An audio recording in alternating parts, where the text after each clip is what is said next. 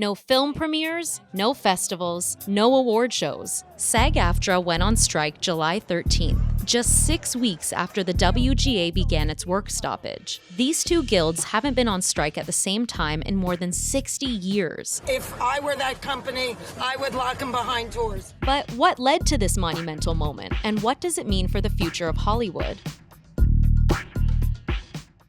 Let's go back to 1960. The previous time of a dual strike can tell us a bit about how to view the current one. TV was just coming into its own as a medium, and as a big source of employment for Hollywood creatives. As the television world expanded, both SAG and WGA members sought higher fees, also called residuals, for when older movies were sold to TV and when TV shows went into reruns.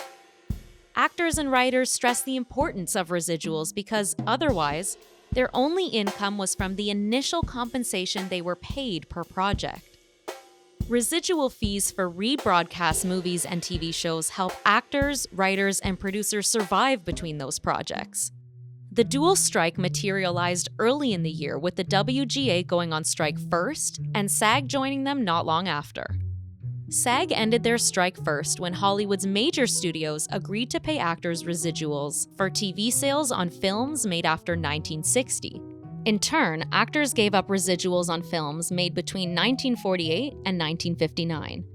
The producers also shelled out more than $7 million to establish a health and pension plan for SAG. U.S. President Ronald Reagan, who began his career as a Hollywood actor, was president of SAG for the third time, and he led the guild through tough negotiations. The WGA continued to strike for another 2 months until they negotiated a film-to-TV residuals deal, as well as a 4% residual for TV reruns. Now, let's jump a little closer to modern day. The year is 2007, and we are in the midst of the second golden age of television. After 10 years of mailing DVDs, Netflix launches a streaming platform that allows you to watch movies and shows through your web browser. In 2012, Netflix has the novel idea of releasing original programming strictly for their streaming platform. As streaming exploded, each studio wanted to copy the Netflix model of running their own platform and creating their own content. And many of these shows never once get broadcast on a TV set by traditional means. This is where the WGA and SAG-AFTRA come back into the picture.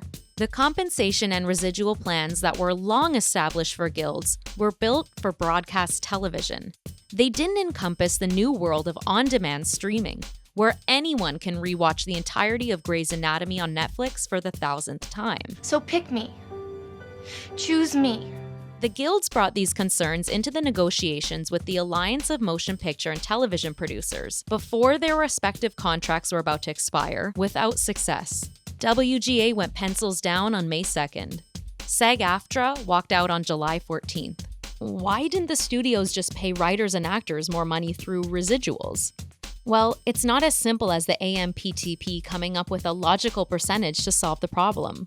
Back when all the studios were looking to copy Netflix's business model, they did a bunch of math based on the production as it was without residuals in the mix.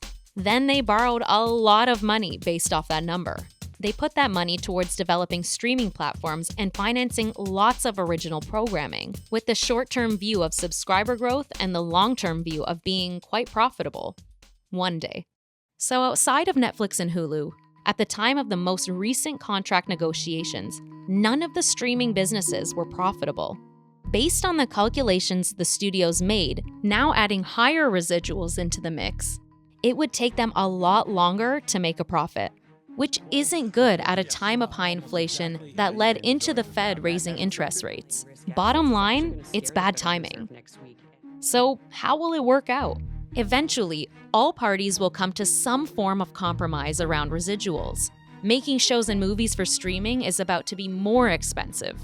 Studios will cut costs likely by making fewer scripted shows for their pricey streaming platforms going forward.